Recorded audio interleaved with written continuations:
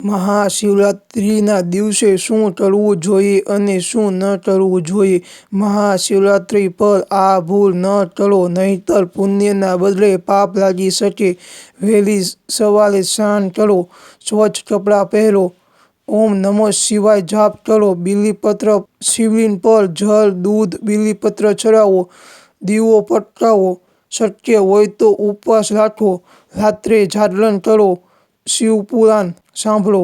માંસાહાર ન કરો, દારૂ, તમાકુ ન લો, ખોટું બોલવું ટાળો, શિવલિંગ પર તુલસીના પાન ન ચડાવવા, તૂટેલા બીલીપત્ર ન ચડાવવું.